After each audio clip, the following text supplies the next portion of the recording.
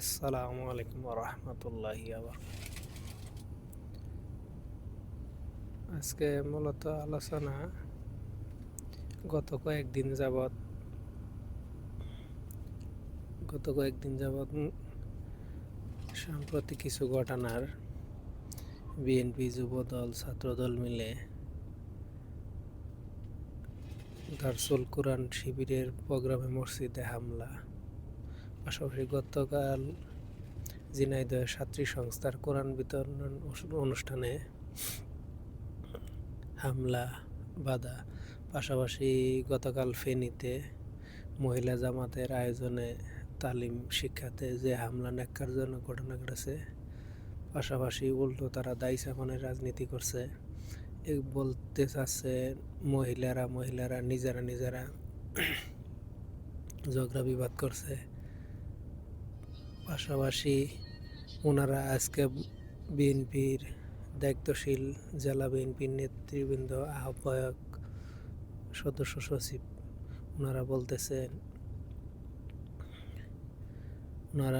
বলতে চাচ্ছেন যে গ্রামে অজ্ঞাত পার্টির আবির্ভাব হয়েছে। আসলে এই সমস্ত বিষয় নিতান্তই হাস্যকর, হাস্যরসের খোরাক জামাই।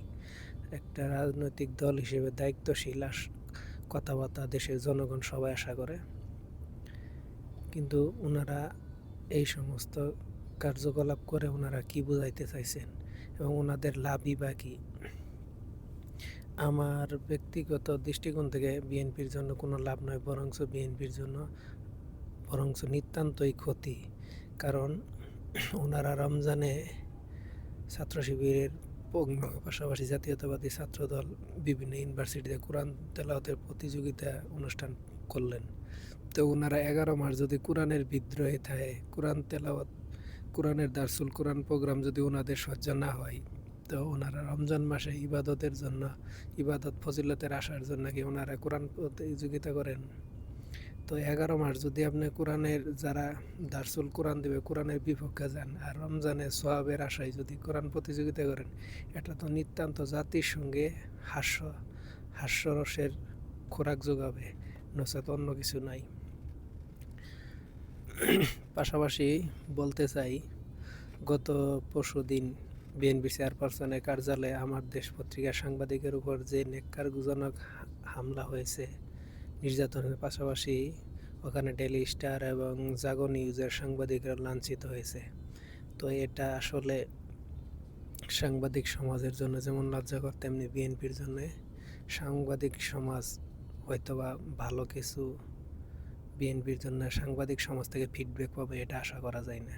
ওনারা এইভাবে ফেসিবাদী কায়দার মতো আওয়ামী লীগ ফেসিবাদীর আমলের মতোই যদি ওনারা সাংবাদিকদের উপর দমন পীড়ন বা ওনার মতের বাইরে সত্য কথা বললে কোনো মিডিয়া হাউস তার কণ্ঠরোধ করার জন্য এই ধরনের হামলা করে, তাহলে ভবিষ্যতে বিএনপির জন্য সাংবাদিক সমাজও হয়তো বা তাদের জন্য অনুকূলে থাকবে না। আশা করি ওনারা বলছেন, মির্জা ফখরুলের বিবৃতি দিয়ে বলছে ওনারা তদন্তের সহযোগিতা করব। তো আজ 2-3 দিন হয়ে গেল, তো তদন্তের কমিটি বা তদন্তের কোনো উন্নতি দেখতে পাইলাম না। তা আসলে ওনারা যা কিছুই করতেছে হয়তোবা সাময়িক সময়ের জন্য পেশি শক্তি ব্যবহার করে কিছু করলেও হয়তোবা ওনাদের জন্য ভবিষ্যতের জন্য কোনো ফিডব্যাক ভালো কিছু আশা করা যায় না। তো এখানে সাম্প্রতিক সময়ের যে ঘটনা, দারসুল কোরআনে মসজিদের ভিতর হামলা এবং ফেনীতে মহিলা জামাতের উপর যে হামলা, পাশাপাশি আমার দেশ পত্রিকার সাংবাদিকেরও যে হামলা করা হয়েছে, এতে বিএনপির জন্য ভালো কিছু বয়ে আনবে না, বরং বিএনপির জন্য ক্ষতি হবে।